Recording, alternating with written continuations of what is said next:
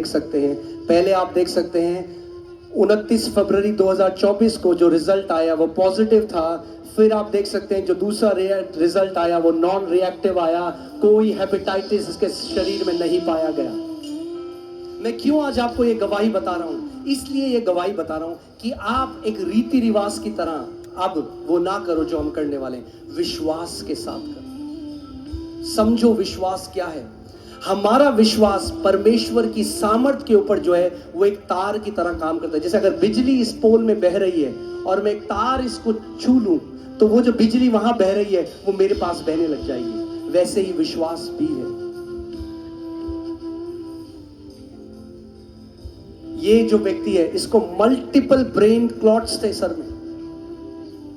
इसकी पूरी रिपोर्ट देख सकते हैं आप, ये सारे डॉक्टर से वेरीफाइड रिपोर्ट्स हैं। हमने एक डॉक्यूमेंटेड किताब बना रहे हैं हम, उसमें हजारों ऐसी गवाहियां हैं। इसको मल्टीपल ब्रेन कॉट्स थे, वैसे ही इनके साथ भी हुआ। ये अनॉइंटिंग ऑयल सर्विस में आए, इनके लिए प्रार्थना करी गई और आज वो व्यक्ति पूरी रीति से चंगा है। रिपोर्ट लेकर आया। एक बच्ची है, इसको हर्निया था। आप देख सकते हैं पहले उसमें उसका हर्निया देख सकते हैं, फिर जब वो तेल उसके लिए प्रार्थना की गई, अगली उसका ऐसा हो गया और तीसरी में देखिए उसका शरीर कैसा हो गया बिना सर्जरी के। आज मास्टर सर्जन, दुनिया का जो सबसे बड़ा सर्जन है उसका नाम यीशु मसीह है और वो आज यहां पर मौजूद है। और आज वो कई सर्जरियां मुफ्त में करने वाला है यीशु के नाम में। बिना चीरे के, बिना आपके शरीर को काटे हुए आज सर्जरी करी जाएगी यीशु के नाम में। अगर विश्वास करते हो तो ऊंचा आमीन बोलो। हालेलुया।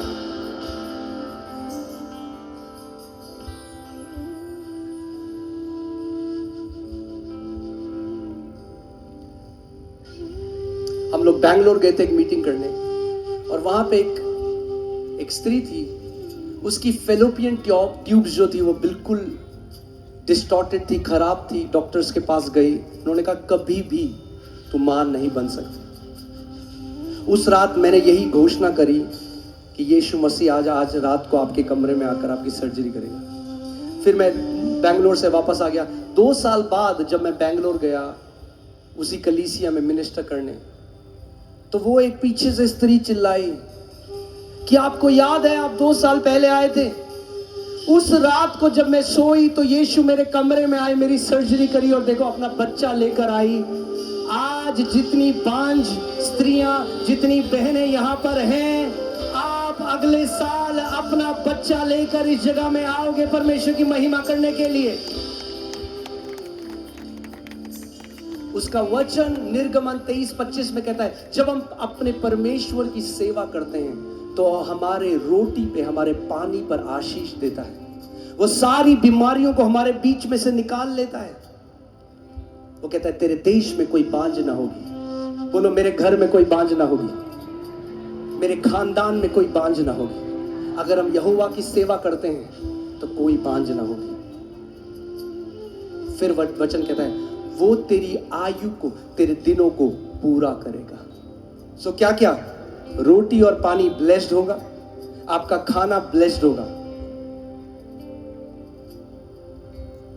कोई बीमारी आपके घर में नहीं होगी, कोई बांझपन आपके घर में नहीं होगा। और वो बांझपन केवल शारीरिक बांझपन नहीं, आत्मिक बांझपन भी है। कई लोग हैं इतनी सारी चीजें शुरू करने की कोशिश करते हैं मगर कोई फ्रूट नहीं आता, कोई फल नहीं। वो आत्मिक बांझपन आज तोड़ा जाएगा यीशु के नाम में। मैं तेरी आयु को पूरा कर दूंगा। जितने आप लोग इस जगह में बैठे हो, शैतान की, नरक की, कब्र की, जादू टोना की कोई भी ताकत आपको अपने दिनों को पूरा करने से पहले नहीं ले जा सकती। यीशु मसीह के नाम में मैं घोषणा करता हूं, जितने लोगों के ऊपर मृत्यु का असाइनमेंट शैतान ने रखा था, आज वो मृत्यु का असाइनमेंट नाश किया जाता है यीशु मसीह के नाम में और उसके सामर्थी लहू से।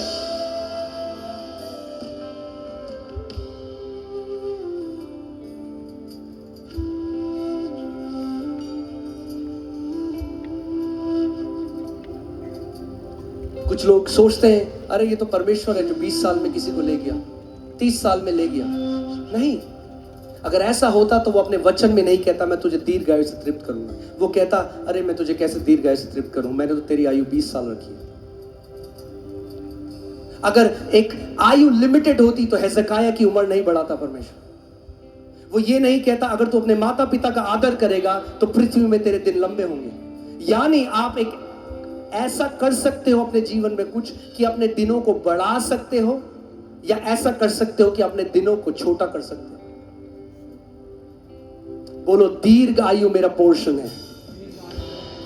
मुझे आपकी आवाज नहीं आई रांची, जोर से बोलो दीर्घ आयु मेरा हिस्सा है।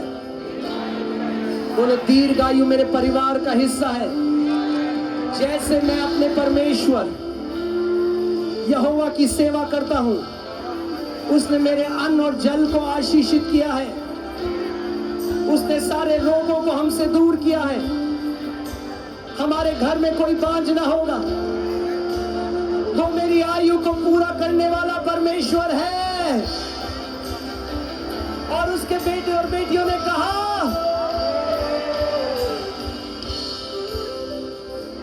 आमीन। घोषणा की ताकत को कभी छोटा मत समझ।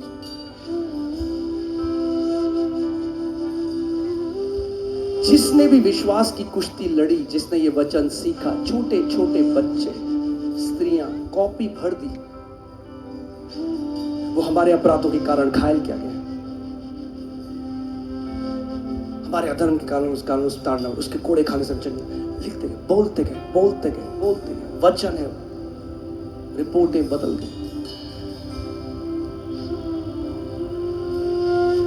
इसीलिए शैतान नफरत करता है इससे, इस वचन से। आपको नहीं पता कितना अटैक हमें मसीहों से आता है। ये क्या सिखा रहे हो तुम लोग? क्यों? क्योंकि शैतान नहीं चाहता कि हर एक बेटा और बेटी जैवन जीवन जिए।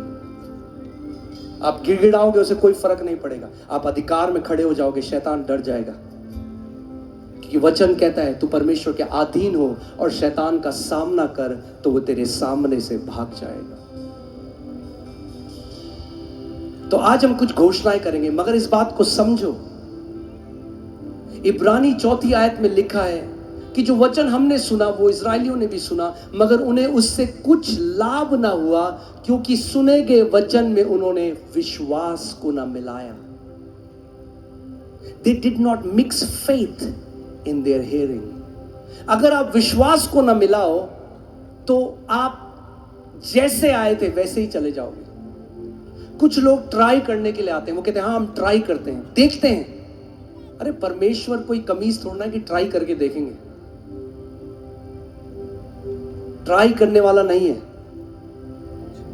लोग कहते हैं तू मुझे दिखा दे यीशु तो मैं मान जाऊंगा। यीशु कहता है तू मान जा तो मैं दिखा दूंगा। मेरा राज्य पहले विश्वास करने का है। पहले विश्वास कर तब तू देखेगा चमत्कार।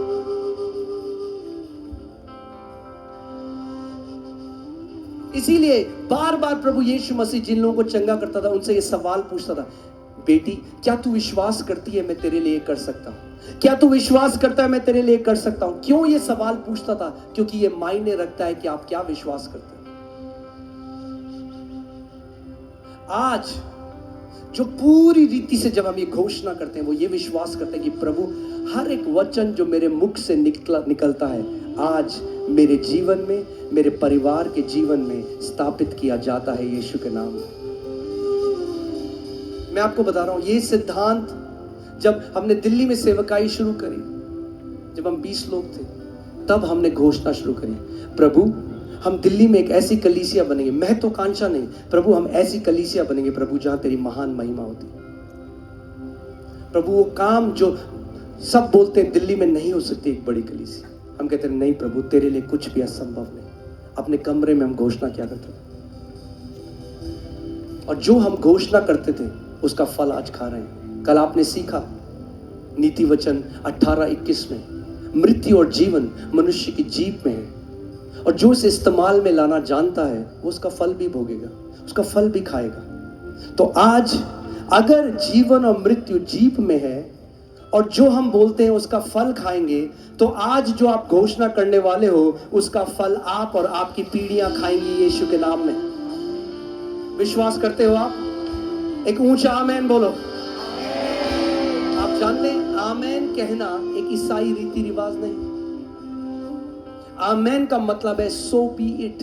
आप एग्रीमेंट में आ रहे हो। यीशु ने कहा यदि दो जन पृथ्वी पर एक मन के हो जाए, if they agree, if two people on earth agree, अगर दो लोग पृथ्वी पर एग्रीमेंट में आ जाएं, तो जिस किसी बात के लिए वो एग्री करते हैं उनके लिए वो हो जाएगी। जब आप आमेन कहते हैं तो आप कह रहे हैं मैं इस बात से सहमत हूं, मेरे साथ, मेरे बच्चों के साथ, मेरे परिवार के साथ ऐसा ही हो। आमेन। और जब आप प्रकाशित वाक्य पढ़ेंगे तो आप प्रकाशित वाक्य में पाएंगे कि यीशु का नाम स्वर्ग में द आमेन है। He is called the Amen. For every promise of God is a yes and an amen. हर एक प्रतिज्ञा परमेश्वर की हाँ और आमेन के साथ पूरी होती है। परमेश्वर की तरफ से हाँ है, आपकी तरफ से क्या है? आप बोले प्रभु क्या तू मुझे दीर्घायु देना चाहता है? प्रभु कहता है हाँ, मैं तुझे दीर्घायु से तृप्त करूंगा। और आपका क्या रिस्पॉन्स है? उसकी प्रतिज्ञा हाँ उसकी तरफ से और आमेन हमारी तरफ से। तो इस बात को समझो आज कि ये जो अब हम घोषणा करने वाले हैं, एक एक शब्द जो आपके मुंह से निकलता है,